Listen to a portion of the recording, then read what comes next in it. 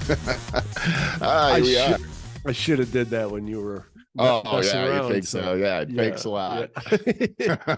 Char- Charlie's got this rubber chicken. Did I tell you about that? It's his favorite toy, No. and it's a squeaky, and it sounds like a dying chicken when he.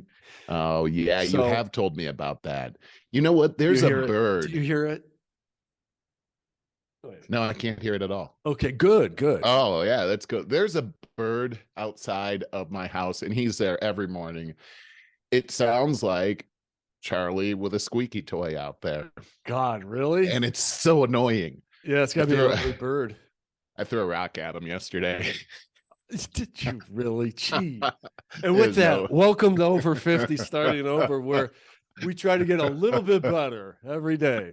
Yeah, I Just a missed little him, bit. by the way. I missed him You missed him. Well, see, next time by you'll a, get by a long shot. I wasn't even close. He actually watched it go by. He went like this. And then he He looked rolled back his at me and eyes. he was like, Hey, I man, mean, just something very interesting I saw in the news a couple days ago on WJW Cleveland. The Cleveland Clinic and International Business Machines Corporation unveiled the first quantum computer in the world dedicated solely to healthcare research Monday evening. You believe that? Now, this is obviously written for dummies because they didn't explain anything about it. But here's just the rest of it. IBM says a computer is so powerful that it can solve problems that today's most powerful supercomputers cannot. I would say that's an understatement. The Cleveland Clinic is calling it, quote, a new frontier. Here's a quote. We're very excited because it's going to allow us to do advanced research, advanced discovery, and advanced medical care. But we're also very excited because it will create a lot of jobs, says the CEO of the Cleveland Clinic. The computer is a result of years-long partnership between the clinic and IBM. So it didn't explain a whole lot. Like, I got questions. Yeah, but don't we all do? Yeah, first of all, who can use it? You know, because I understood, it seems like no one talks about it anymore, but there is a quantum computer in New York that people can use via the internet, but you got to be like a quantum scientist to know how to use it.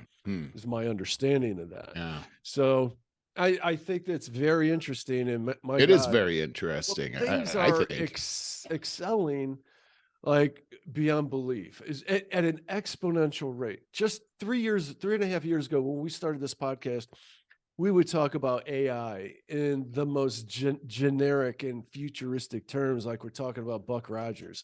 And today, man, you can't turn on a podcast worth its salt without people debating the moral, the ethical nature of it, what could possibly go wrong with our future, what could possibly go right, who should be responsible for it. And people are scared. Elon Musk is saying that we should put a 6-month moratorium on all AI while we try to figure out the answer to these questions. Well, it's pretty interesting that a guy like Elon Musk would come out and start talking about that, especially right now. And apparently he signed on to some kind of a charter that you're talking about, along with many other people regarding this AI. But I got news for Elon Musk. The cat's out of the bag. Nobody's going to decelerate on AI or development on AI because there's too much money and too much power involved in it. In fact, I think that that might have been a signal to accelerate development on AI rather than the opposite. But what he talked about regarding one of his greatest concerns about AI has to do with this this whole platform, ChatGPT, and GBT, it's GBT. Okay. Yeah. I'm not real familiar with that, but what I do know is that his concern is it's programmed for wokeness, and it refused to do a report on President Trump because it was too controversial, but it was perfectly willing to do a report on Joe Biden. And the dangers of this wokeness seem to be not such a big deal on the surface level, but when you take that to the second and third level thought, you could see how Yeah, and then combine that with history, you can see how this kind of technology could be used to really oppress and control the entire world.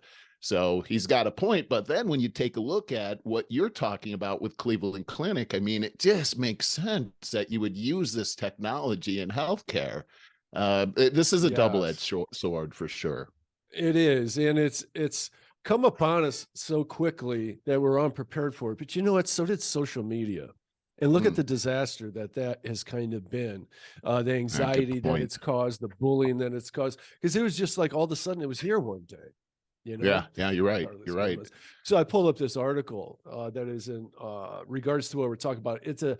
It's a dangerous race that no one can predict or control, says Elon Musk. And Apple co-founder Steve Wozniak and 1,000 other tech leaders call for a pause on AI development, which poses a profound risk to society and humanity.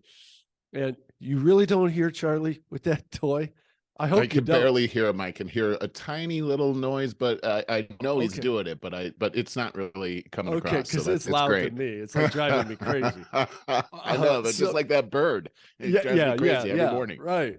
So it's really very interesting, and there's there's the Chat GPT. Yeah, I said GBT because I think gigabyte, but it's GPT, GPT. Chat Yes, GPT. I got right. to get used to that one because we're going to see that a lot more. Oh yeah. Oh yeah. So I also have another video for me as a marketer, how to use Chat GBT to create SEO enhanced text on the fly. And Interesting. oh yeah, it's a little geeky getting the computer to do it, but it's amazing the parameters that you put in there to tell it to talk about this, but in this way, include these outside links to different things. Make sure you include my top 5 services. All of this to create what looks like super customized Yeah. text. But I have a client. I just launched his site. He's a lawyer, and he's a young lawyer who's techie enough to be dangerous. And he's got like 20 blog posts in on the site all of a sudden. And I asked him if he did it with Chat GPT, and he didn't answer me. And I got the red flag because I went in the back of Google Tools that I always do for sites to submit the site map and to make sure there are no errors. Just check on the health, check out our keywords and how they're ranking. And it flagged most of the site, most of the pages on the site as being duplicate content, which is, and it said it basically said this is frivolous content and repeating what you already have on here at a basic level. And I'll tell you, I know how Google works.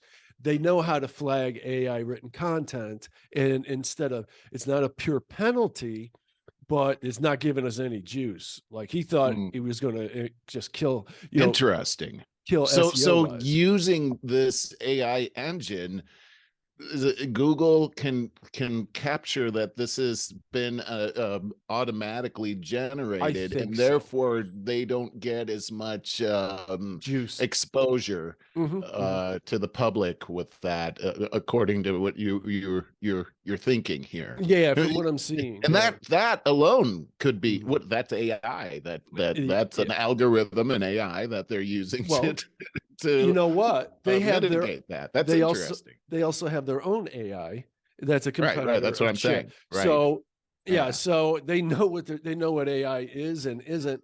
And AI wars. That sounds like there's an in a way, AI. Well, think about I mean, again, if we take this deeper, and oh God, all the science fiction that we've seen. What was it? What was the name of that company in the Terminator? The oh yeah, Cyberdyne Systems. And yeah, it's just oh like yeah, these computers start talking to each other and everything, and before you know it, they've taken over because we're the ones that are the threat to the world, and oh we yeah, we're yeah. a threat to each other. I mean, that's pretty much It's the true. nature of mankind since the very beginning. So Right. I see this as a tremendous threat. And also I wanted to bring up But I also see it as a tremendous, gift. It could It's go so either crazy. way. It Yeah, could go and either it way. really can. Mhm. But here's something to think about with Elon Musk is a moratorium of 6 months puts the Chinese Communist Party 6 months ahead of us, because For they're sure. using this, and they're going to use it as a weapon. They already are. I mean, when I watched the TikTok hearings Mhm. over the last week, and they're using that against us. They're killing us Yeah. with it. Um, The I want to talk a the lot about that too. possibilities with AI are diabolical and heavenly at the same time. Yeah, It's I kind think of so too. amazing. I want to put a little bit of a cap on the AI written blog posts and stuff like that, online Yeah, go ahead. content. I listened to a This Old Marketing episode with Joe Pulizzi and Robert Rose. Joe Pulizzi is a Clevelander. He founded the Content Marketing Institute, which back in the day. And so he's right on, his thumb is on the pulse of all of this stuff. And he says what his company does, they do use AI to assist them in writing material. And he says, but every time they do, they put a disclaimer at the top of that article that says, we used AI to assist in writing this article. So it's an open book. And in my opinion too, and I want to talk to my client, the lawyer, about what to do about these blog articles. I believe, like, if I were doing this for my blog, and knowing how relentless Google is about, they don't want you cheating Google. They don't want you outsmarting Right. Google. And because their motto is, we want to bring people the best possible content from their search results. And so way back in the day, people used to put all these fake links into their Yeah. articles because you would get called backlinks, and it would get increased SEO. So what do? They create an algorithm that detected these and penalized everybody that did this. So people went from having the highest ranked sites on the web to plummeting to nothing almost overnight. So you have to be cognizant of that. So what I was saying is, if I were using AI to assist on my articles, I would make sure that I read the article thoroughly, understand it, and then I would comment. I would put my own personal comments in there, so that it personalized it, and make sure I link to some of my other articles within the site that are pertinent as well. So like I said, I'd personalize that a bit. And I just wanted to put a cap on what That's I an know about that. interesting point. Yeah, that's an interesting point too, because remember, like, could it almost be considered plagiarism?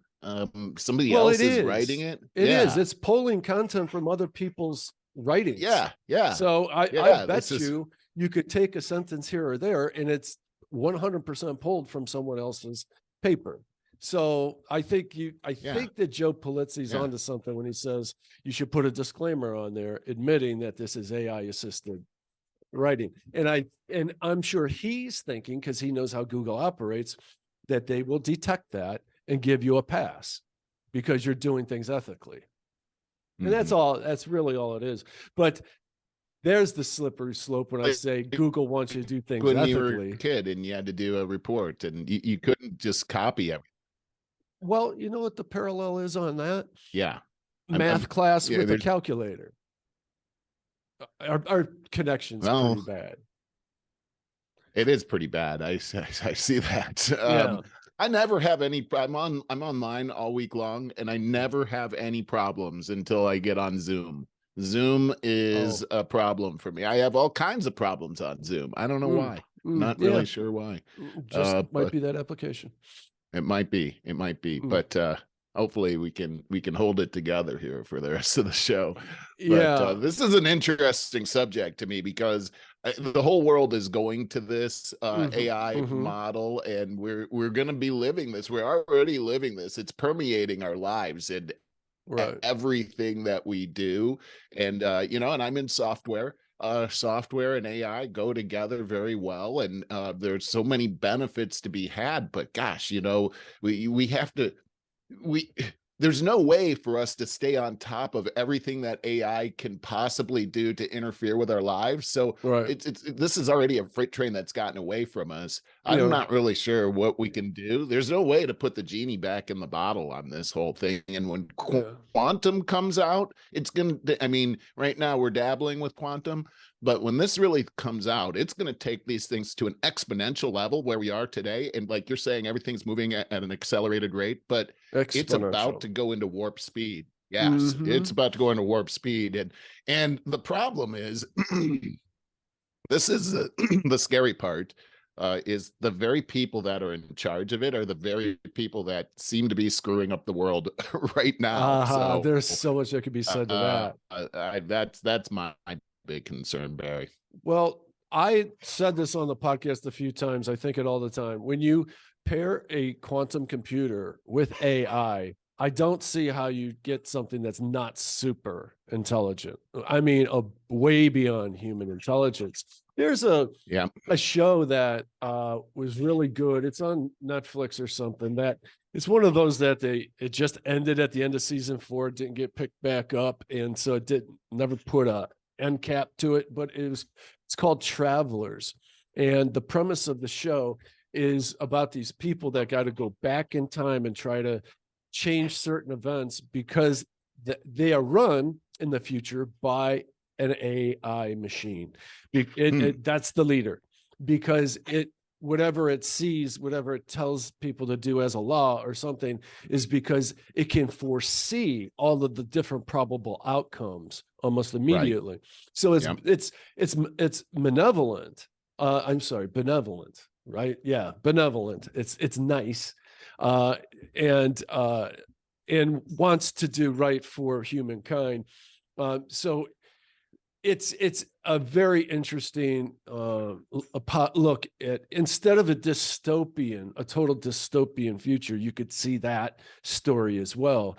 But you can see how, if we use AI to the best of its ability, that it could provide us. Just look at it at a company level. Instead of a CEO running the company, you're actually consulting a super intelligent computer, and for the marketing. Oh my God, think about the marketing ideas it could spit out immediately. It would run circles around me for sure, and that's probably going to be by like next year.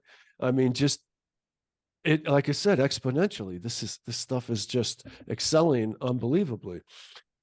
And well, and it is, it is, and my concern with this whole thing, because everything is making logical sense on this, and but there's another factor here, which is the human compassion factor, which obviously that can be somewhat programmed into machine learning, but it's not inherent in any kind of programming. That's something unique to us. And so computers making decisions about our lives without that aspect is a risk that we're gonna have to cross that river, because it's coming. And it's gonna make decisions about our lives, and it's gonna, and it's like you said, smarter than any human capacity, but really built on the collective wisdom of human beings. So it's still human logic that's programmed into it, which is fallible, we know. And so it's going to be making decisions off of that. Somebody explained this to me over this week. AI is really a platform that utilizes probabilities to the nth degree. Like it can factor probability so quickly. So like when you were describing it, how this machine can foresee all of the potential outcomes. That's it. It knows the probabilities. So you can bet on this, but that also means that there is a factor in there that says it might not be right. Just like the other day when I was looking at the weather, because I was like, should I bring my stuff in from the porch? And it said, oh, there's an 8% chance of rain overnight. And I'm like, oh, cool. It's not going to rain because it's 92%. It's not going to rain. Right. Next morning, it's raining. Wow, like, as you say that, it was a beautiful morning, and it took a turn. It looks like it's going to rain here now. I'm See sorry. the power of my voice. Yeah, that's right. That's yeah. So it did rain. But that's what you're saying. Yeah, it rained. I woke up and it was like raining. I'm like, are you kidding me? 8%. Fortunately, Annemarie loves taking credit, because she woke up in the middle of the night. She's like, take those pillows off of the porch. We should take those pillows off of the porch. I love the we got a pronoun problem. I know that. Yeah. I'm always like, oh, we doesn't huh? mean, oh, so we're gonna go out there. Say it all the time. Yeah, right. Huh? And then so the next morning when it rained, she was like, you see, aren't you glad you're married to me? Yes, we did a good job last night. Yeah, we sure did a good job last night. I think that's kind of a universal thing. Merle, I want to show you some clips of a video just quickly because hopefully it doesn't break down our connection. Right. You were very aware of what ChatGPT really is. And this is a video I watched just about a week ago and bookmarked because it's called Mastering ChatGPT for SEO Content. Interesting. Yeah, so I want to show you what this guy goes through. I'm going to skip around because it's 11 minutes. It's almost 12 minutes. You don't want to watch all this geeky stuff, but you'll just get a quick idea. And here all right. Go. To create content using ChatGPT incredibly quickly that will rank on Google. Let's get it to give us some amazing, unique content.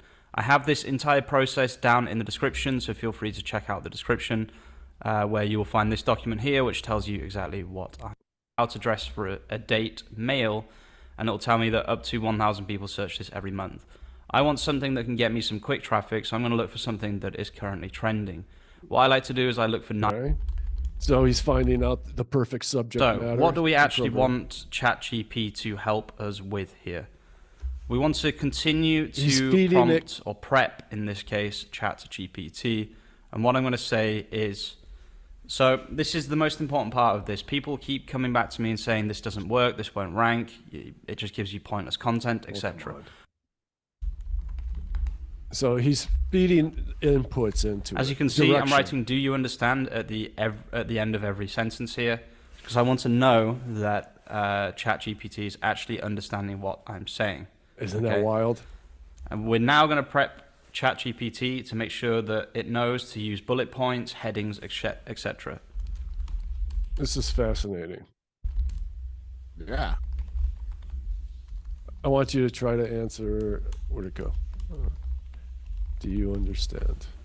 Okay, so I've added these keywords so that we can try and it replies back. Yes, I understand. Snippets, I can write an article that addresses the following questions. Look at that. Look at that, dude. It thinks that I've asked it to write an article. That's fine. These are now kind of stored inside ChatGPT, basically. In the description, okay? Okay, but I'm going to show you how this script actually works. He's going to load keywords in there.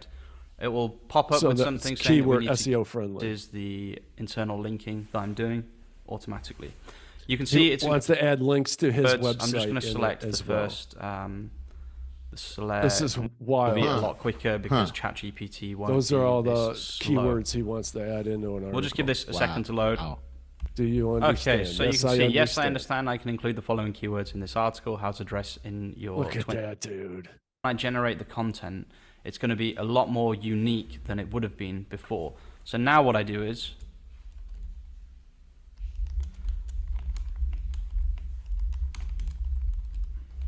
please remember to mention the brands in my keyword list and the questions I added before.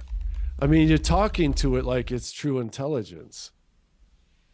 And now you can see that the information that it will give me will be unique because I've inputted my brands, okay?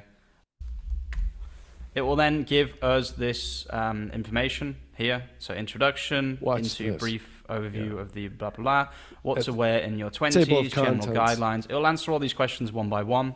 And then at the end of that, all I do is I put them in a blank document and I run my internal linking script, which... Okay, it gets really geeky there. You don't want to go into that. But and then it prints out this report on what to wear when you're in your 20s. And grammatically correct. Instantly put together this really detailed report on that I can then take and turn in as my thesis in college. Yeah, or you can write a book. I mean, because this is so I mean, I'm glad, according to what your information is that people could, I mean, it is possible to flag this as it was written by AI. I'm just thinking about, gosh, you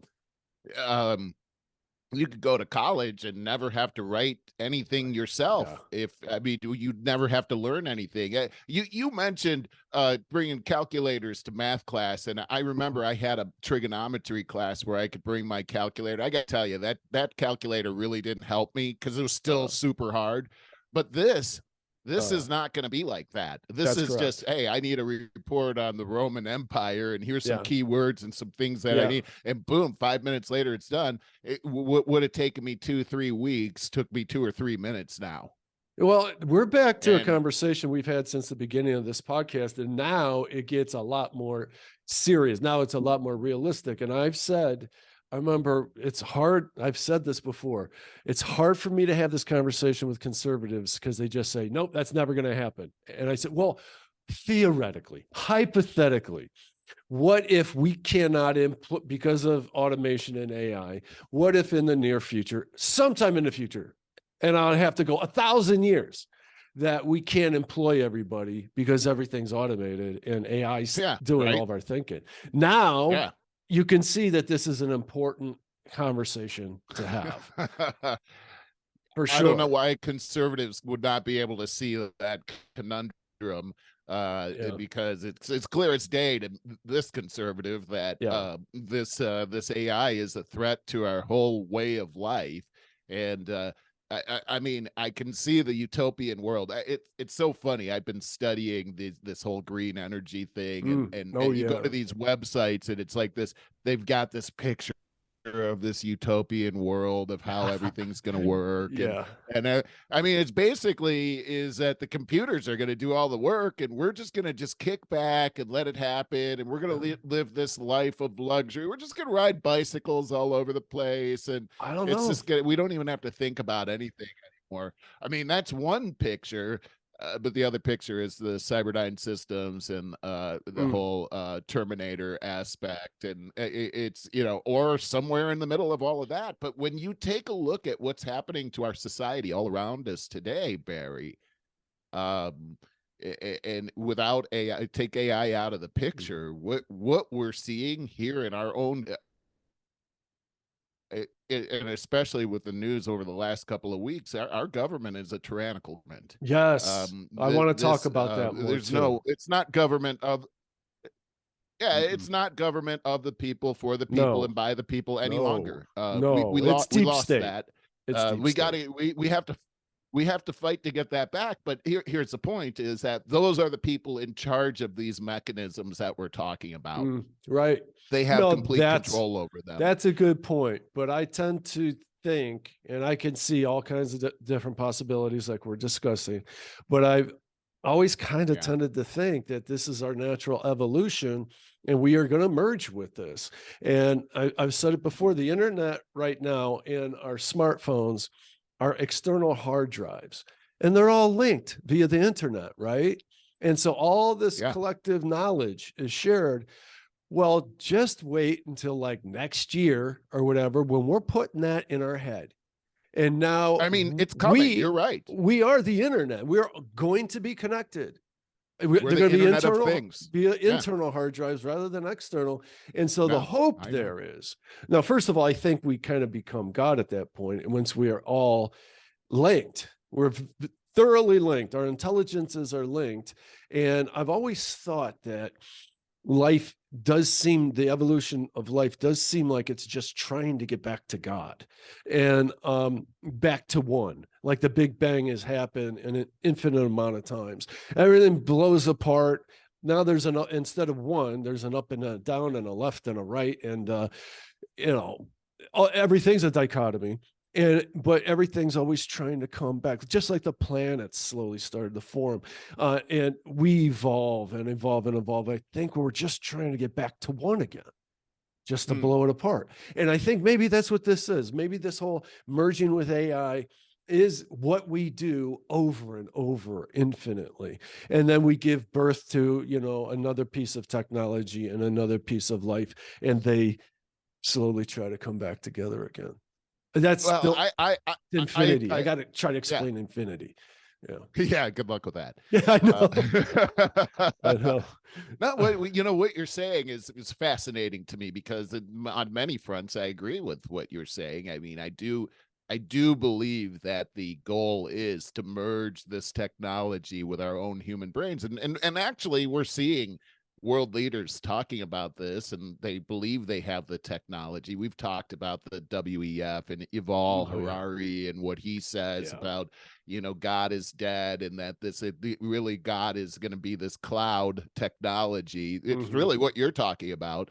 But this is an evil man that says that free will is dead, and that so is God, and that he's going to control your mind, will, and emotions. In other words, they're going to steal your soul by doing this. So again, I go back to, I agree that it's possible your scenario of a benevolent type of a system is possible, but it seems to me that the people that have the clout, that are very interested in bringing this type of technology to fruition, do not have benevolent goals for us. And I look at the CCP and how they're furiously developing AI and quantum and their goal is to dominate the world. They want to enslave the rest of the world. It's just like we've talked about before. Whoever has the high ground wins.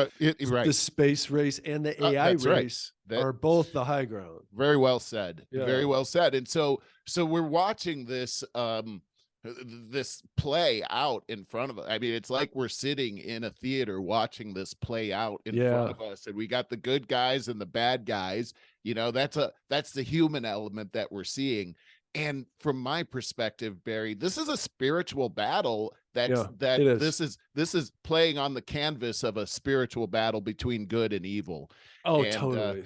And so as I take a look at my Bible, I can see this whole thing playing out as I take a look at prophecies and things like that. These are, it's undeniable that that's what we're talking about right here.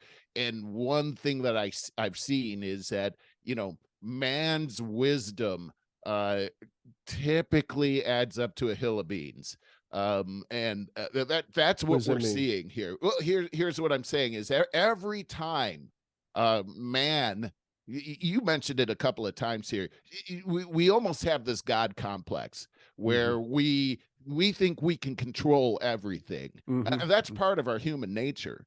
But there's a collective aspect of this as well. It's called government. And when people align in government, one of the things that we've seen is that the government suddenly has a God complex. And it's because of this nature of humanness that we have. And so the government in its DNA wants to be God to everybody, and it doesn't, and gods are jealous. They don't want any other gods there.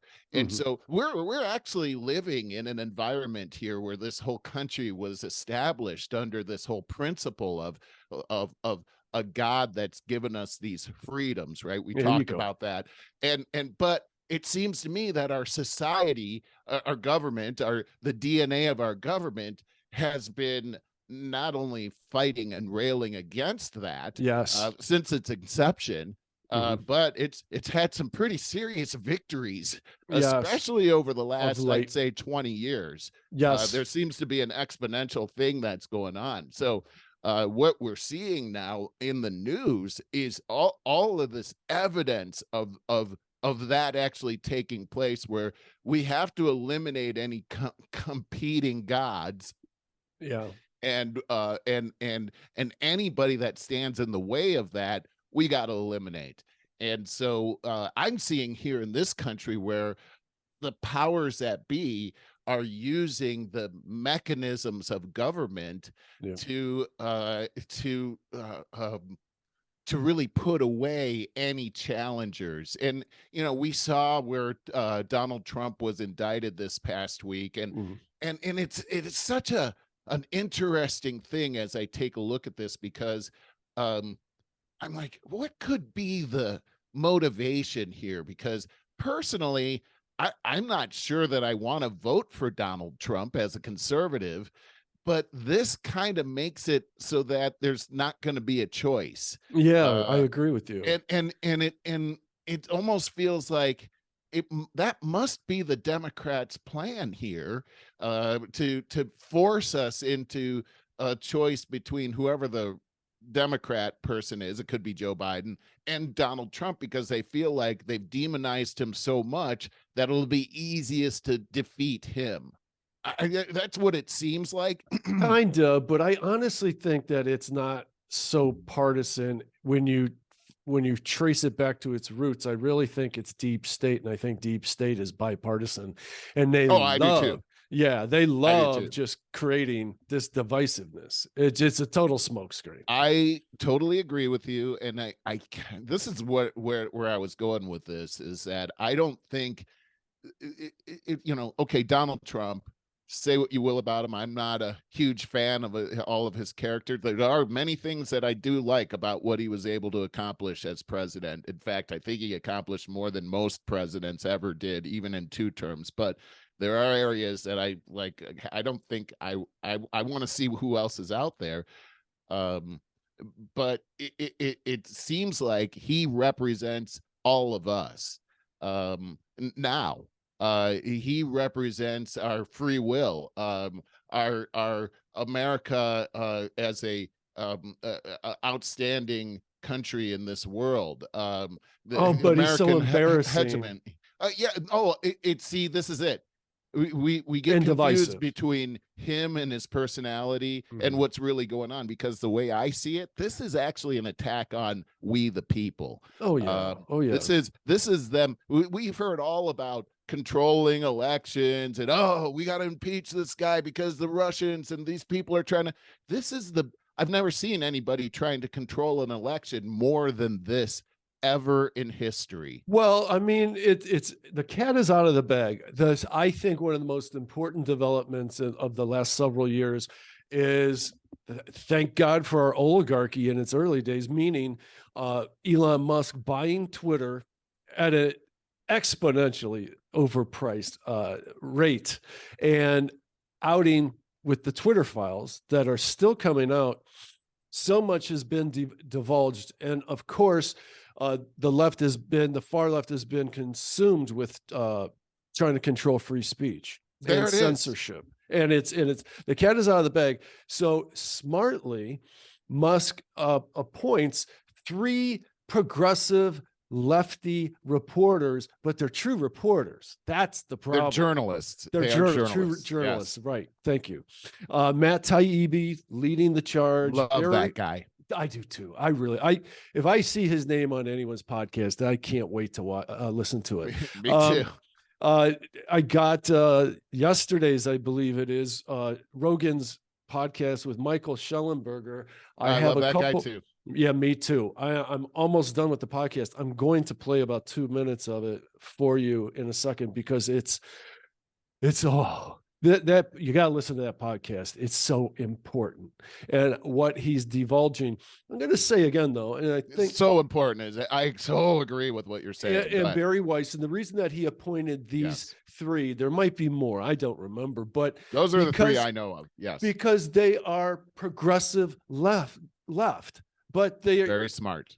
Yes. So, because if you give it to Fox, everybody left of center, it just disregards it. Oh, it's Fox, so you just disregard it, Right. And anybody on the right, they're trying to do it with these 3, and yet it doesn't stick. It can't stick. And what I'm going to say here is these guys like Taibbi, he just got visited by the IRS the day after. The day he was testifying. He testified in front of Congress. The IRS. I mean, I'm telling you that they've weaponized that branch of government a long time ago. Actually, just recently they just added 87,000 new IRS agents and pumped it full of cash. And also, those new IRS agents carry weapons now, accountants with weapons. And so, remember, they told us last year that, oh no, this is to go after the billionaires. Okay, I don't think Taibbi's a billionaire. They're trying to pass a law that every transaction that you make over $600 has to be reported by the bank to the government so they can track what it's for. That's bone chilling. Let me play this, Merle, just a minute or two of it when it gets. As you're queuing that up, I just want to say I love that you're tying this into the story of Trump, because I think this story and the Trump story and the QAnon shaman getting out, all of this goes together. All goes together about the control, the propaganda. Controlling propaganda is what this is. So let's check this out. Aggressive. But over time, we just kept finding like this weird, like FBI wants us to do this. You know, there's these other government agencies. Oh, you know, this all these people used to work at the FBI. The CIA shows up, Department of Homeland Security, and we're kind of like, what the hell is going on? And let's talk about social media. Quickly shifted from us sort of, and I think what Elon thought, which was that it was just very progressive people being biased in their content moderation and their censoring, to there is a huge operation by U.S. government officials, U.S. government contractors, and all of these super sketchy NGOs getting money from who knows where, basically demanding that Twitter start censoring people. And at that moment, the story shifted for all of us. And that was, I think, where Taibbi became particularly important and sort of the lead, because he had had so much experience on sort of looking at how the U.S. government during the War on Terror had waged disinformation campaigns, propaganda campaigns, and it became clear to us, you know, over time that the U.S. government had turned its propaganda and disinformation campaigns that it had been waging abroad, it turned them against the American people. And that was where you just sort of get chills up your spine, and you were like, this something seriously sinister is going on. Oh my God. How about that, Merle? Doesn't that kind of, you either want to just yell in anger or actually cry, because that's so sad. It is sad. And I actually have cried several times over this fleecing of America and American values. And I mean, it's all being thrown in the toilet right now. And we seemingly are letting this happen, except for a few people that are actually not woke but awake, and seeing this whole thing playing out it's crazy. They truly stole the presidency. Well, the suppression, they were ordered. These social media channels were ordered. They really were by the government to suppress the Hunter Biden laptop thing. You know, I mean, this is it. And I was saying this is election interference at the highest degree. It's treason. The very people that are yelling the loudest about election interference are the very people that are doing it. Yes. I mean, and that's their trick, is yell the loudest and they've got the biggest microphone, that the other guy is doing this while you're doing this. I mean, and when you think, going back to Trump, okay, this is all over $130,000 that he paid to Stormy Daniels, hush money. Supposedly he had an affair with her. I mean, when you turn that precedent on the ones that are actually making this happen, they've done far worse. I mean, you take a look at Jeffrey Epstein and that island that they had. Let's let some of that information out, and then apply that standard to those people, and they're all going to prison. And that's what we have. We've turned this country in just a short couple of years into a third world country. We've got kangaroo courts going on here. Yes. I mean, we saw this in the USSR, in Cuba. We see it in Venezuela right now. It's the same thing. we see it in Brazil. They go after their political enemies with the law. That's how they do it in third world countries. Absolutely. Go ahead. This back to the story about the QAnon shaman Jacob Chansley, released 14 months early from prison. I bet you they made him sign some non-disclosure agreements. That's interesting. That he probably can't come back and sue. Or, it's kind of like, hey man, we're going to let you out early because, we just think that your heart's in the right place, but in exchange, sign here and here and here. And anyways, but it was shown because the Twitter files released the footage of, or it wasn't the Twitter files. It was a guy from Fox News, Tucker Carlson, Kevin, right? The Speaker of the House, Kevin, what's his name? Sent all those tapes over to Tucker Carlson, and he put that out there. Of course, Elon put some of that on Twitter as well, but it showed this person not only being escorted around, but then Elon Musk actually showed a video of him standing outside of the Capitol telling people not to come into the Capitol, that Donald Trump had sent a text saying, don't go into the Capitol. So that exonerates Donald Trump and this guy. And by the way, they put this guy in solitary confinement for 14 my God. months. That's really cruel and unusual. Yes. That is that. And to put somebody in solitary confinement for a week is mentally damaging. 14 months. No, I don't have words for it, but the egregious nature of all these crimes, this disinformation at the government level, I'm telling you right now, no one's going to pay a price for this.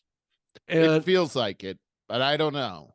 But think about this is big, man. This is big. It is. And so again, you have to look at this as you got to put yourself in the place of this of Chansley, because he represents all of us. He was in court. And he, you have the right to a fair trial, right? They had all this video evidence. They said, this is what we have. Everything they showed in court forced him to put a guilty plea in, because the evidence that they had, the film evidence, showed him as guilty. So he had to plead guilty. Otherwise, the sentence would have been exponentially worse. So they forced him into a guilty plea while they were holding exculpatory evidence back from him. That is so dark. It's so dark that the federal government would manipulate the evidence in order to put you away as a fall guy. And then for the last 14 months, they've talked about how dangerous this person is. In other words, they've ruined his reputation forever. Yeah. I mean, we're supposed to be a nation of individuals. It's about individual freedom. But these people that are in charge have really made it, this is for the greater good. And when we have this whole greater good thing, people die. Yeah. And this and individual lives get cast to the side because the individual isn't important. It's the same thing. This is a communist philosophy. I've done some research on the war, World War II. I told you about this before, where the communists, when the Nazis were fighting against the communist USSR, at the end of these battles, they would come and get their dead. They'd have a ceasefire to get their dead. The Russians would never get their dead. They'd leave them out there to rot because these people were just tools of the state. They're not individuals. This is what's happening here. Wake up, people. My goodness. Well, thank God that this stuff is happening. I mean, look how much has happened in just the last couple of weeks with the Twitter files, with the footage from January 6th. Our government's exposed. In the bank, look at the banks. We've got that going on too, because this whole thing with the Silicon Valley Bank is a prelude to centralizing the banks. Having a central bank that's 100% in control of cryptocurrency. So going back to your statement about tracking things $600 and more, no, they're going to track every dollar. Every dollar. And then they can do that. That's the prelude to that. You need that for communism. and you need that for the social credit score. Yeah, and that's really what this is about. And look what Canada did just a few months back when they actually froze people's individual accounts because they didn't like what they were saying. Benevolent Canada. Oh, they're so nice up there. Yeah. This is a crazy world, man. It really is. But maybe this is a turning point because of the exposure. When we first started this show almost 3 years ago now. It was 3.5 years ago. Oh, wow. Okay. The things that we're talking about now, I mean, can you imagine if that's how we started the show? None of this was happening. None. No, we didn't. We were pre-COVID.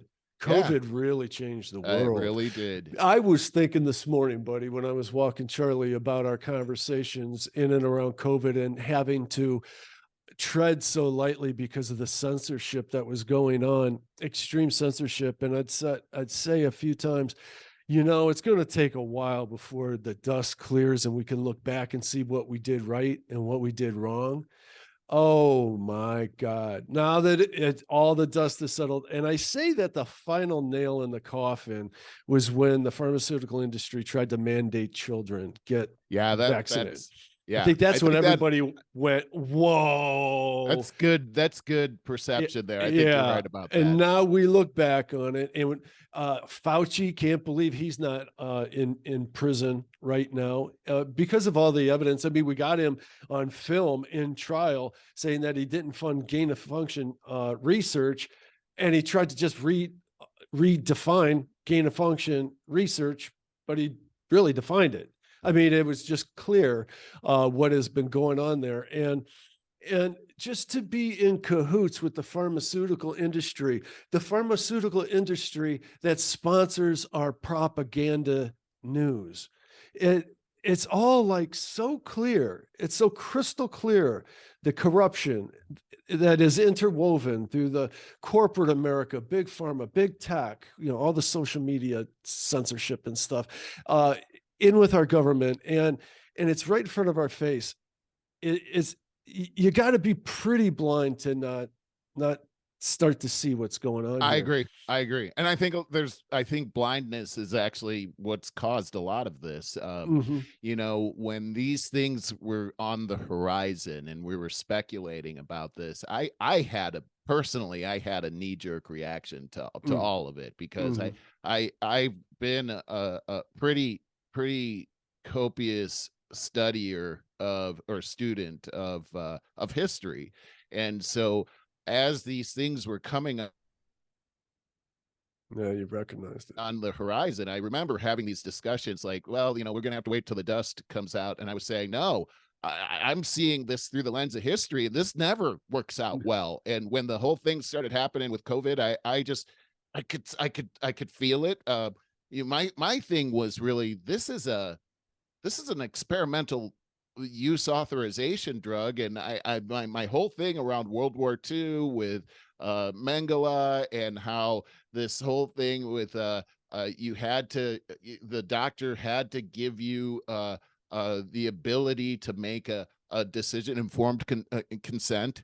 You had to have informed consent, and they couldn't tell you what was in the vaccination, so there was no way for you to have informed consent. And so and that went against every international law that had been put in place since the 1940s. So to me, it was like, why isn't everybody standing? And I tell you what, I took some serious arrows standing up for what I believed. I lost my job. I was relegated to a third-class citizen in the place that I lived. I wasn't allowed to go shopping anymore or go to a restaurant.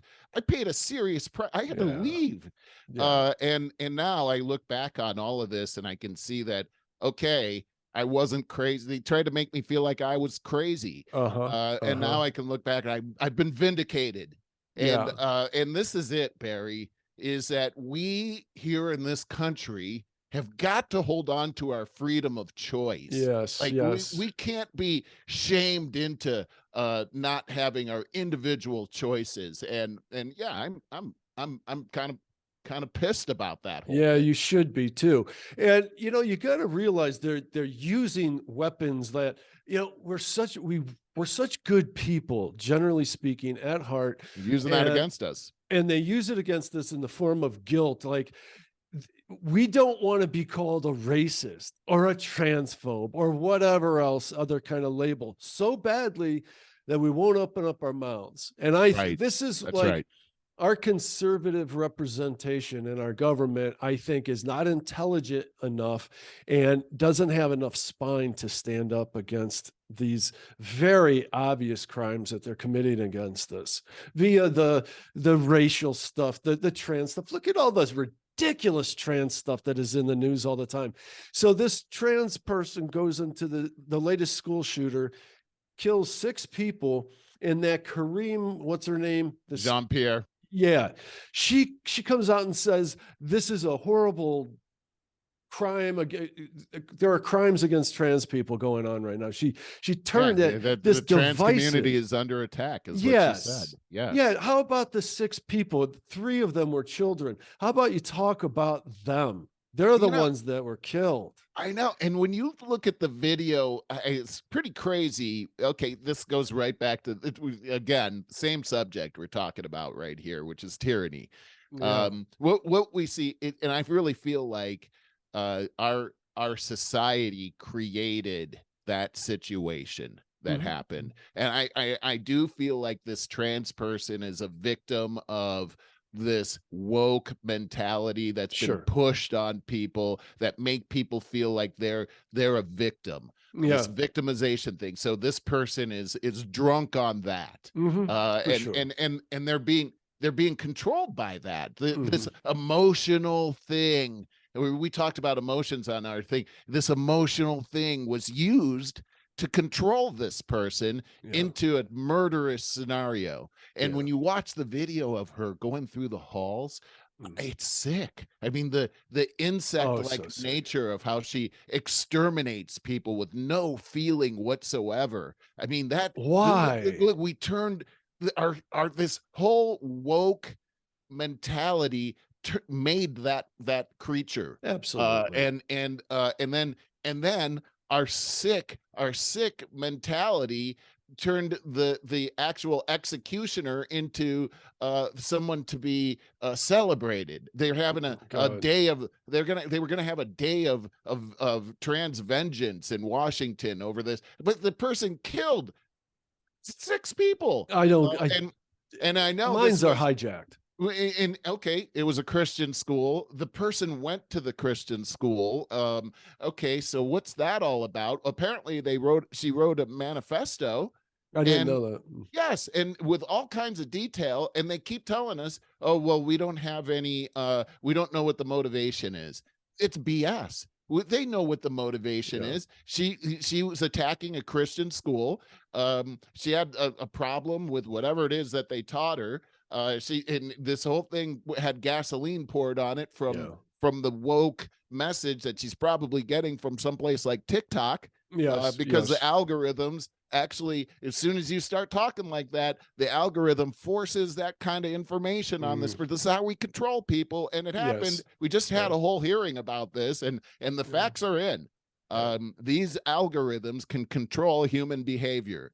And that is exactly what it's not a byproduct. That's the product. And we're actually causing things like this in our this elite mechanism that Jean-Pierre is a mouthpiece for, then reimagines it into this is an attack on the trans community, when we should be looking at our DOJ, who went after parents for trying to protect their kids from CRT. Those are the people that should be looking at, hey, are the Christians under attack right now? We should be looking at that, but they'll never look at that because they have an agenda.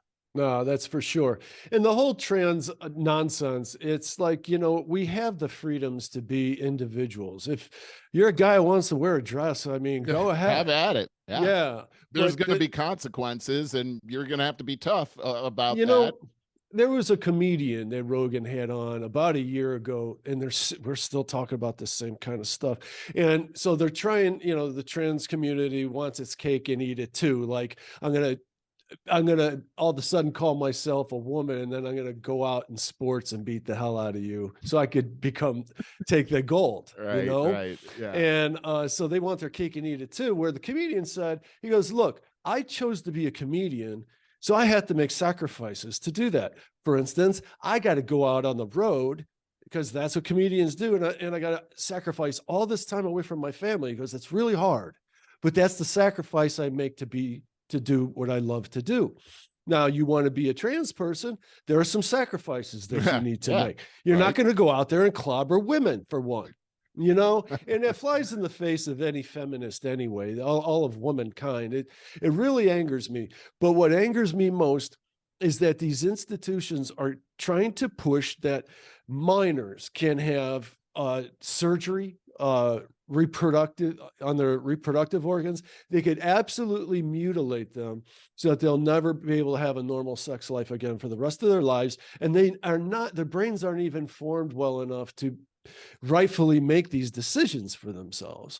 And even hormone blockers, they say, well, if you want, you can get off of them at any time and you'll be perfectly normal. Oh, yeah, and that is not true. No, it's not. It's such a ridiculous statement. All of this it's mutilation, and it causes so much anxiety.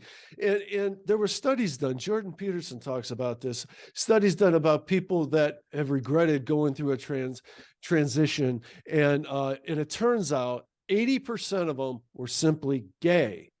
So just be gay. You don't need to say I'm in the wrong body and mutilate it. Well, so, good. No, I'm done. Go ahead. Well, as a matter of fact, I mean, I don't know if I think you might be referring to the protests that happened in Tennessee after this shooting happened, but these people are saying that the reason for the shooting is because Tennessee passed laws banning children from having these types of surgeries. Right. And so they're protesting. It's not about, oh, this person killed 6 innocent people. Right. It's about, how dare you pass a law preventing children from mutilating their bodies. They have that right, and this is the attack on the trans community that they're talking about. It's like, wait a second here, are you kidding? So because a state duly passes a law to protect children, suddenly that's an attack on the trans community, and they're chanting, protect our kids, protect trans kids. And it's like, it's always, like, if you're a kid, you can't make choices on your own about drinking.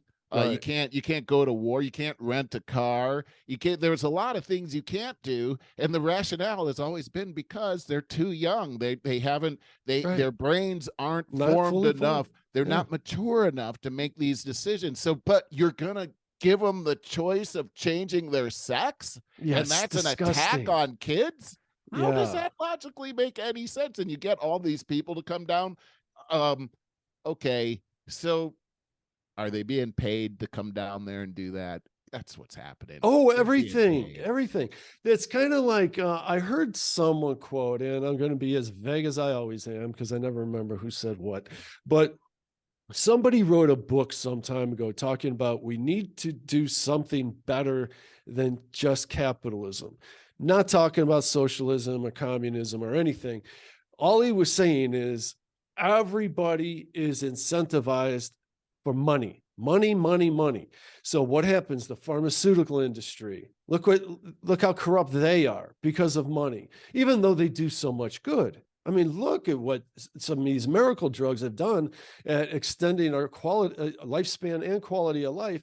And yet it's still weaponized by some greedy people at the top, and you don't have to look any further than the latest vaccines, but everything. So all of our banks, the whole banking system immediately corrupts a country, and but just everything, every politician with every lobbyist. And it would be nice if there was a way, and maybe back to AI, maybe when we merge with AI and we realize that we've automated everything that we could automate and there's not enough jobs to go around to employ everybody, maybe then we find a higher purpose to work towards.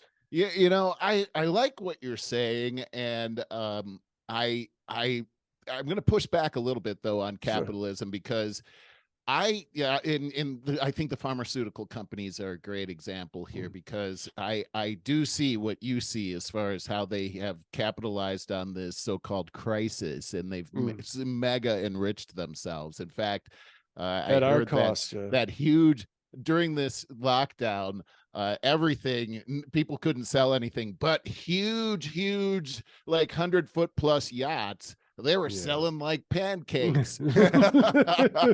Anyway, I don't think you could blame that on capitalism. I think what I would blame that on is the fallen nature of human beings, because really under capitalism, these things wouldn't actually be allowed to happen, but they actually used the government to force people to buy this, which is not really capitalism at all. It's tyranny.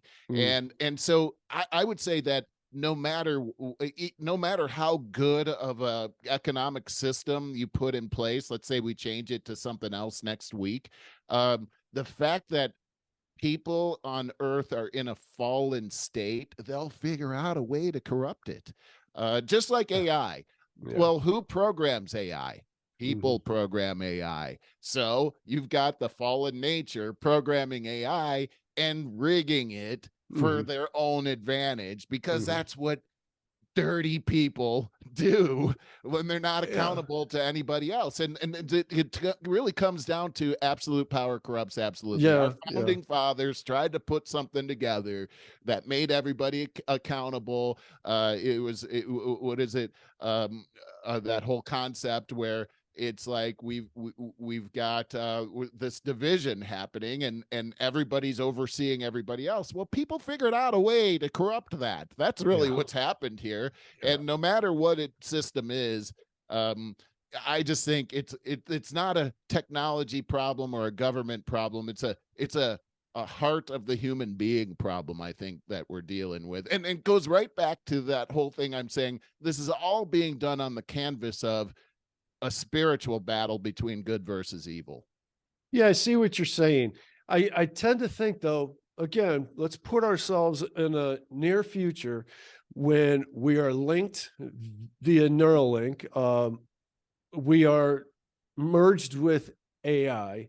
So we're super intelligent, and everything is automated to a point where you can't employ anybody really.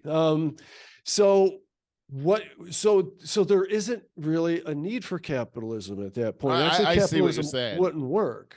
Because No.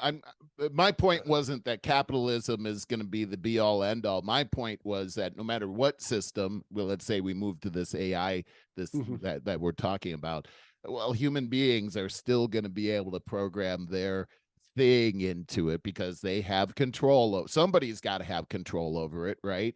And they're going to manipulate it towards them, because that's the fallen nature of man. We want to be God. I mean, that's really bottom line. That's really trying to get back to that. And I think that when we are linked, our internet is then internal in our brains, and we are linked.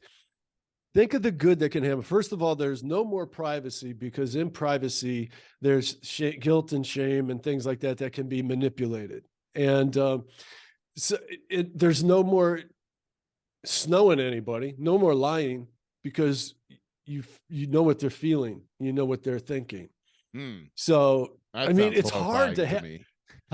I don't want to know what everybody else is thinking. That's for sure. Well, there will be a big evolution, because the primitive people, the old people that have lived the previous life, will have to deal with the initial guilt and shame of being totally exposed. Whereas the younger people will be just, we've always known this was coming and we're ready for it and embrace it, whatever. And it's natural to them. This is a hard conversation to have because it's so. No, it's interesting. Yeah, it's way out there, but it's so out there. I mean, but it's probably like 2 years from now. Yeah, it's way out there as far as my mental capacity to embrace this, right? But I do believe that I hear what you're saying. I just believe that our brains are incapable of really this whole privacy thing of staying on the good level all the time, because that's really what you would have to do. I think you could train yourself to try to be like that as much as possible. But I think that, I mean, from my Christian perspective, we have the sin nature inside of us. That ain't going anywhere. Even if you are a Christian, you still have it inside of you. It doesn't make you sinless. Like, oh, well, I don't do that anymore. Yeah, you do.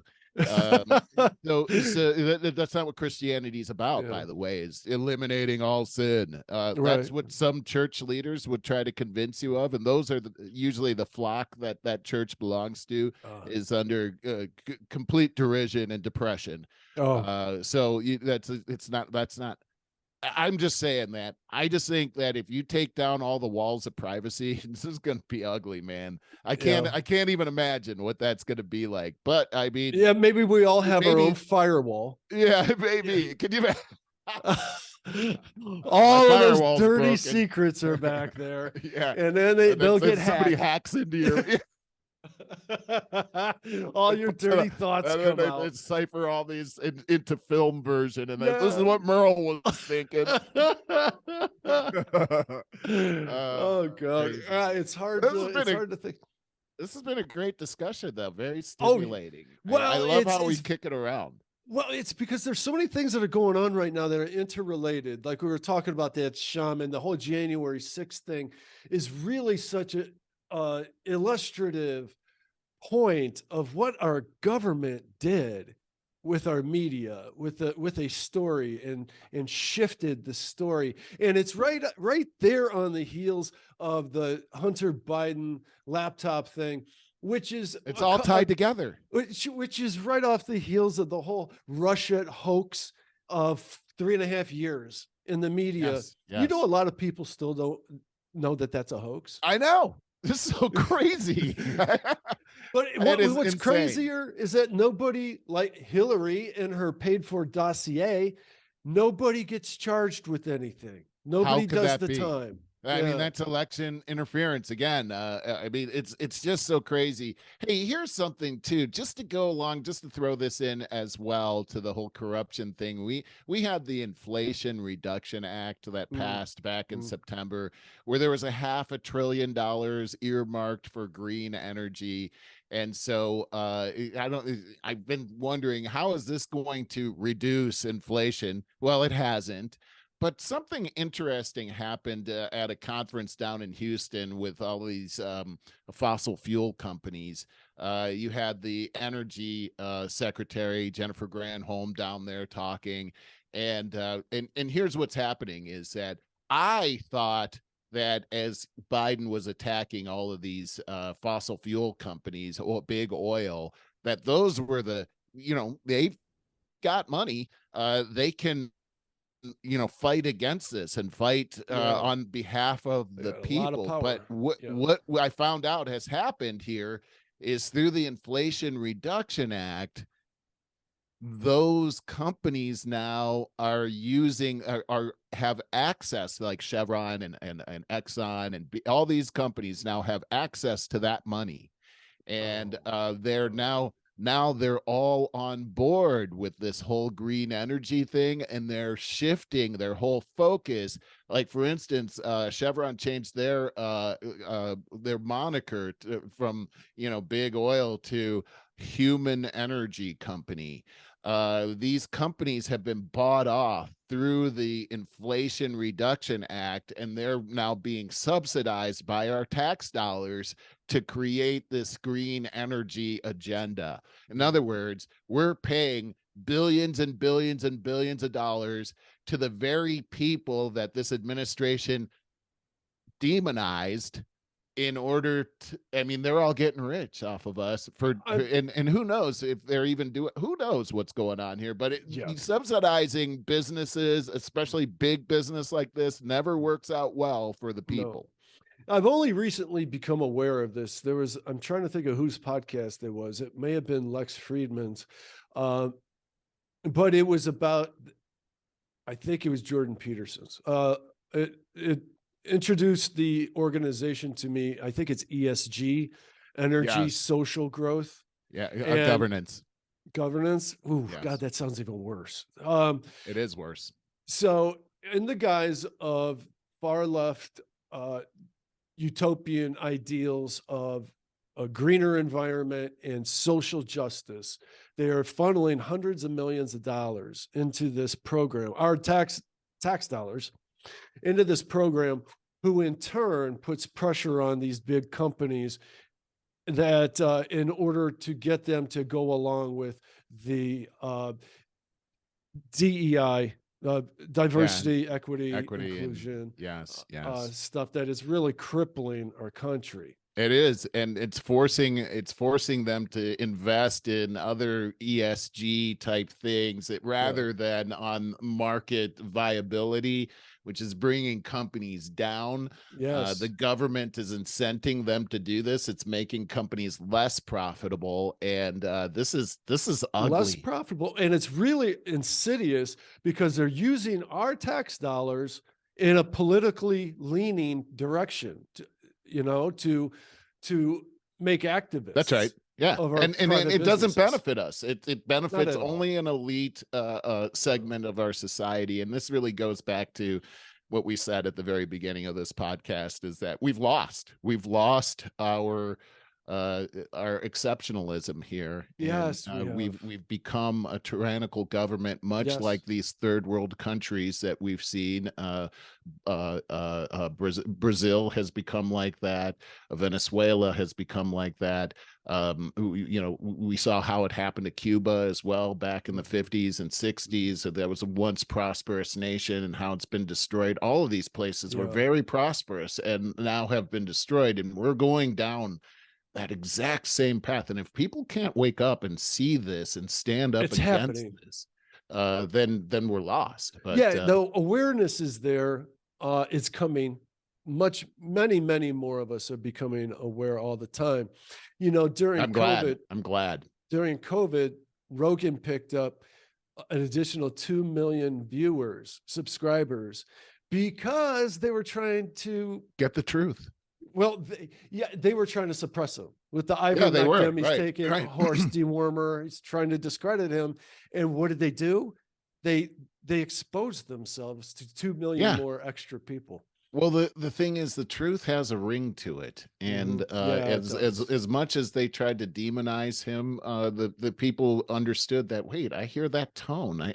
That's the tone of truth, and so that's what we're doing. That's really what our goal has been, is to get the truth out there, and then put it in the light and look at it from every different angle, and not have our and try to escape our own biasms and see that. And you've helped me to do that, and hopefully I've helped you to do that as well.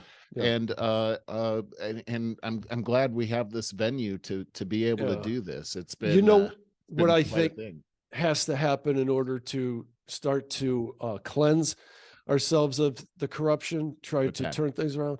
The first thing we have to do is have a movement where it's not okay. I'm not gonna be afraid of being called a homophobe or a racist or a Nazi.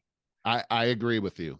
Just refuse to be what is it? Controlled offended. Your offense is what controls you on this. Yes. I mean, you know what, Barry? I learned this. We've probably talked about this on the show before, but I working at that amusement park in Geauga Lake, I got called the N-word all the time over there. And I remember when I first started working over there, it made me so angry. I wanted to fight everyone. Like I felt like that's what I was supposed to do, is fight people that said that. Yeah. But after 3 days of working there, I was exhausted, man. It wore me out. And I was like, I'm either going to have to quit my job or figure out how to deal with it. And bottom line is, I figured out that I tried to put myself in the other person's shoes, the people that were calling me these names. And I started to think about the fact that, I grew up in an all-white neighborhood. I was like the only black kid in my class, and I had a great time, and I had really good friends. And I started thinking, if I had a mentality like these guys do, I wouldn't be able to have any of my friends that I love. Wow. And that would ruin my life. And that's the life these people are living. Like, this guy, actually, he and I could be really great friends, but he can't allow that in his brain. And now he's missing out on something here. And you know what? That's really well said. That was a big turning point in my life. I had no idea how deeply that was going to impact the rest of my life. Wow. But it did. Yeah. And it caused me to be, instead of absorbing these criticisms and feeling like I was a victim and that I was lower than them in any way, I actually did some other things mentally, is that I turned it into sort of a joke in my head. Like, I could, hey, if these people are actually kind of threatened by me, and I could turn the tables on them, and I could actually make something funny out of it and laugh about it. And turns out that if you laugh, like, okay, so if somebody were to punch you in the face, attacking you, and you looked at them and just laughed at them, that would be horrifying to them. Because really, the next thing in your brain should be run. Right. And so this is how we should be acting today. We, like you said, the whole racist, you're a racist, you're a homo. Yeah. Or not that. You're not misogynist. It's true. Like, when AOC gets backed in a corner, she's going to play the woman card, and or she's going to say, you're transphobic and I'll never talk to you. Like, and that right there, we need to make the movement where it's like, everyone just reply with, so you have no real argument. Yeah. Because, we're doing it. We need a name. I like that. The name shaming or something. You're right about so you're name shaming. Gotcha. So you have no other argument, correct? Yeah. So this is what you're going to run with. All right. Yeah. So now it's my turn to reply, and then you give real facts. And that's, so now let me give you a logical response. Yes. That's the thing that kills me about censorship, and we don't know how to talk about it very well, because we just think of it as this inalienable right, and it should be, but censorship, I like what you're saying. Censorship is when you don't have a solid, good response, defense of what you're trying to put out there. And the opposite of censorship is to hit back with better information. And everything should be, the left is putting an end to debating because they can't debate. Well, that's right, and because they can't debate, but I'm not something that has no logic to it. So there you go. So they have to shut it down. But the rights know better, because they're spineless, and as soon as they get called a racist, I think that they get frustrated. And then they and the thing is that what they want you to do is have an emotional response to their emotional response. Yeah. And that's going to discredit you. So what we have to first, we have to learn how to not be offended, so that we won't have that emotional response. Because that's how these guys were eating me up at that amusement park, was I was having an emotional response, and then they would pour gasoline on that, and they would win. And then once I cut off once I cut that emotional response off, then it was actually kind of fun. I almost looked forward to it, because I knew I could have a good time with it, and I did have a good time. Right. One of the things I found out is that parallel. They, if I said something like, after I was called the N-word, and usually they would come into my ear while I was talking in the microphone, and they'd say some heinous stuff in my ear, and then I would say on the microphone, I think he likes me, like that. And then all his buddies would laugh at him, thinking that he was a homosexual. And then I would just play along, and I would get a big kick out, and they'd be all mad. They'd be fighting each other, and I was just like, funny. This is the best. And I welcome anyway. I just think finding ways to not be offended and finding ways to find humor in life is really a way for us to get over on this and not take these kinds of things so seriously. Yeah. Put ourselves in the other person's shoes. Usually if you're acting like that, it's because of deep insecurity anyhow. So be the bigger person. That's what we have to be. And we have to control our tone, our language, keep it down here. It seems like the person that's up here usually looks like they're out of control, and their perception is they lost. Yes. I saw this this whole debate happening in one of these committees in the House, and afterwards the guy was out there, and this other guy is just in his face, just screaming, "Were you ever a teacher?" This is all about hardening our schools and everything like that. But it becomes such an emotional argument. But the thing is, the guy that was calm seemed like he was right. The guy that was emotional seemed like he was out of control and wrong. Right, that's just the irrational. Key. Yeah. We have to keep it down here at the logic level. Very not true. Up here in the emotional level. And so we need to really get on the other side of the censorship stuff, because we see all the manipulation that's being put out there. And with more clear information and debates, we then should be able to vote a little bit better. I mean, that's people... the truth, right?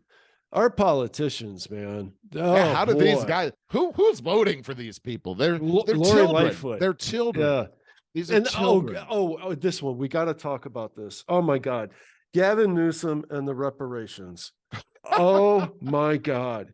First of all, it angers me so much because I can see what he's doing to. He's preying on the poor Black community of California, and these people are putting their hopes and prayers into what he's saying. They think that they're going to get $4 million soon, and all of that, their utopia is right around the corner, and he knows, and so he's going to get their votes for sure.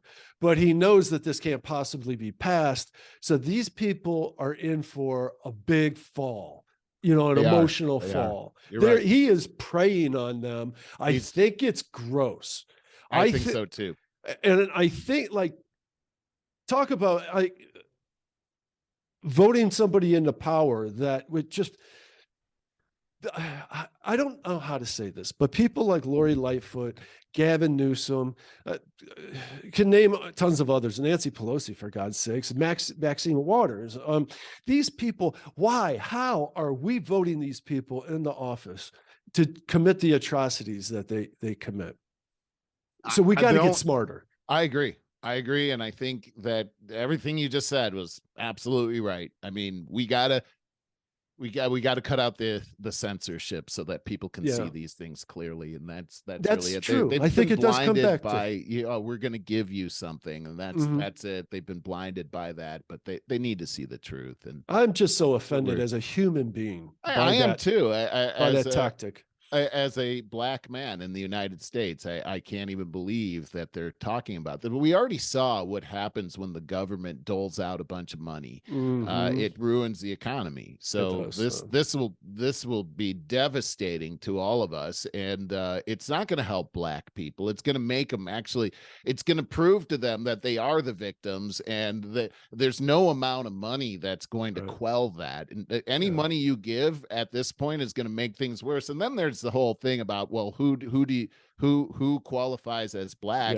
If I can identify as a woman right now, then I can identify as a Black person. There you go. And then what about the Black people that actually have white blood inside of them? Do they have to pay themselves? I don't know how that works, because 90% of Black people here in this country have white blood in them as well. I do. And so it doesn't make any sense unless you look at it as this is a ploy for Newsom to be able to acquire more power. We know he's going to run for president, and the whole thing is disgusting. And I agree with you. I hope this person is exposed for who they are. They've done severe damage to one of the most beautiful areas of land in the world. And the guy needs to be we need to make him accountable for what he's done, because in my mind, he's a criminal. Yeah. Well, you know, I've had this conversation with a couple people lately that are from California that say, you know, you get outside the major metropolitan areas and there's all these different people growing olives and this, that, or the other. And they say they vote totally different. And that's all anybody will say. And well, so why aren't there enough of them to, for God's sakes, not vote for, get Gavin Newsom out of there? Yeah, I can tell you, because all those other areas are rural areas, and that's why they live out there anyhow, because they're farmers, they have ranches, they have a whole different philosophy of life. But you go into like Los Angeles, it's a whole different mentality there, and those major metropolitan areas, and then you've got people that are easily manipulated by free money. And so that's it. Those people out there, they're immune to that kind of thing, free money. They understand what's going on, but they're the small population. They've understood what we all know now. This is why they want to get rid of the Electoral College, so that those entities like Los Angeles, San Francisco, Chicago, New York, that they'll decide the direction of this country. And look at every one of the leadership of every one of those places. Yep, you want those people running this country? Oh my God. And that's what will happen. And that's why they're pushing so hard for this kind of thing, and why they want to misrepresent what the Electoral College is all about, why they want to misrepresent who the founding fathers are. And really, I'm a broken record on this. This is really on the canvas of good versus evil. That's what this is. This is it. This is all this. Everything we've talked about today is really on that same lines. I'm starting to run out of time here. Oh, okay. But I've so enjoyed this conversation. This has been so stimulating. Yes, it has. It's been a really good conversation, and it's because of everything that's transpired and kind of all at once, in my opinion, of late. And I think that the Twitter files is just illustrating how important our free speech really is. Absolutely. And because I don't think we've known, I don't think we've really understood it. I want to show you something that I actually bookmarked a couple of days ago to show you, because I think that, like, I jumped out of my seat when I saw this. It's a car in LA getting messed up. I saw this. Did you? Just like pops up in the air. Yeah. Watch this, guys. I mean, for those of you that are watching, not listening, but so somebody had a dash cam, and the car in front. Okay, so the truck next to the car loses its wheel. Oh, that's what happened. Yeah, because you see it right here when it starts up, and then it comes and back. Then like the wheel didn't do enough damage. It came back. It comes back to crush that. Look at that. And that guy did not get injured. I know. So he walked away. Yeah, this tire goes underneath this car, which causes it to pop up. They're easily going 65 miles an hour. It pops up, flips over in midair, lands on its top, and then I don't know what this wheel bounces off. It must have hit another car. Somebody must have bumped into it. Yep. Yeah. Here it comes back. That's the bumper cars. Oh God, I can't believe that. This reminds me of a mountain bike wreck I got into, where I went down this hill, and I went over my handlebars and fell all the way down this hill, and it was terrible. And I'm like, it was all over, and then I saw my bicycle coming down the hill, and it totally crashed into my body. Really? What did you hit a hole or just some loose gravel? No, so I was on this ride, and I was going up to this it was off-road, and I was going up to what's called the Nike missile site in Los Angeles. And on the way up, I met this guy, and this little Mexican guy, and he was making fun of my bike and everything, and I was too big for my bike, and he really got under my skin as far as I can do this, and he goes, well, I'm gonna go down to the ocean once we get to the top of this hill, and you could follow me. So I'm like, I could do that. And so I follow him down this thing. We're going like 40 miles per hour down these dirt trails and everything. Yeah. And then he stops and he's like, let's take the shortcut, man. And I'm like, the shortcut? I don't see any shortcut. He goes, right over here. Looked like a cliff to me. And he's like, oh man, you can do it. That's what he said. And then he went over it, and I was like, oh, Shazam. Like how he did that. Like, like, okay, I can do this. And so I go over the side, and as my front tire started to go over, I freaked out. And I hit both brakes real hard. And just I immediately went over the handlebars. Yeah. And it was just like I flipped all the way. It was like 30 feet down. Oh my God. Flipped all the way. Oh, it was terribly painful. I went to a chiropractor for weeks after that. I'm surprised you didn't get cut up at all. Oh, and so while I was down on the one, I finally came to a rest, and then a couple seconds later, here comes the bicycle. And that guy comes over, he goes, oh man, you don't look so good. And he goes, I'll meet you at the end of the trail. And he left. He left me there. Buzzards were circling around me. How was your bike? Oh, my bike was fine. My body was not. Mountain bikes are built for that kind of stuff, but my body wasn't. Not. And I bet you this guy had a much lower center of gravity than you did. As well. Yeah, absolutely. He was like 5'3", and he was like a horse jockey. Yeah. He was just like a jockey, and then he was just like, "Oh, bummer, man. Well, hey, I'll see you down at the beach." He was gone, man. Oh, that's so funny. But yeah. Somebody your size, my size, you got to be careful about that. You're carrying a lot of weight. It's like a Jeep, how a Jeep can turn over, right? Yeah, it's like we're carrying a lot of weight up high. Yeah, and it didn't work out for me very well. Totally. Well, I got to tell you, anytime I'm going down a hill and it's fun, it feels free. The wind's going through your hair, like in your case. But it's so terrifying because I know one loose piece of gravel in the wrong place can mess me up. Really, loose gravel. Well, that's the thing. Annemarie and I have been doing a lot of mountain biking, and Annemarie took a spill about 3 weeks ago. Yeah. And we were on a single track trail and everything. We're having all kinds of fun with our friends Mike and Amy. And but there's some pretty intense places that we ride around here, and there's all kinds of loose gravel. That's exactly what the culprit was. Annemarie was in the lead on this trail. We're all going downhill, and there were some windy parts, and she came into a curve a little too fast, hit the brakes. Man, she went down on her left side, and she got the serious raspberries and that had hurt. It hurt all of us just seeing it. It was she got a huge thing on her left arm right here and on her shoulder, and then the bicycle just bruised up her legs really bad. Ouch. I mean, she was a real trooper about it. I mean, real strong about it. She even went out to dinner after that with oh my God. But then that night she was in serious pain. She's almost 100% healed from that whole thing, and so after we get off of this podcast, we're going on a mountain bike ride. That's great. The first one we've gone on since then, and I gotta say, hats off to Annemarie for having the courage to get back on that bicycle. That's a lesson in life. Get back on that bicycle. Oh, for sure. And what I got to worry about this time of year are the brand new chuck holes of the season.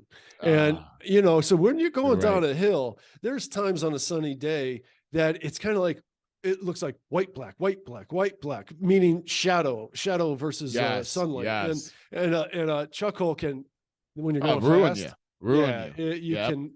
They can just sneak in there. You're so you got to get, I got to get to know where those new chuck holes are to start out the season. I remember this is one thing we don't have to deal with out here. I know that's all throughout the South. I mean, we always appreciate that when we're traveling. It's like, God, isn't that the best? It is. Cleveland Heights is the worst. We pay the highest taxes like in Ohio, and yet our roads are crap. I can't get a real explanation out of that for that one either.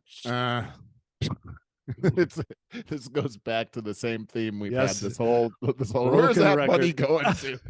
Yeah, for sure. I mean, they can talk some serious crap around here, and it doesn't add up. And You're right. they don't like transparency too in this government. No. Transparency they're allergic to that. That's yes, for sure. yes. They like to say the word, they just don't know what it means. Love this. A lot of words they love to say. That's for sure. Right. Well, dude, it's been a fantastic podcast. I really enjoyed it, and I hate to go, but I know. We got to do it. We got to go. All right. Hey, guys, please subscribe. And if you're on YouTube, give us a like, give us a share, and subscribe there. But if you go to over50startingover.com, sign up for our email list, you'll get everything to your email box as it happens. All right. Hope we could do it again real soon. I don't know who's coming up. All right. All right. Take care. Have a good weekend. All right. Too, man.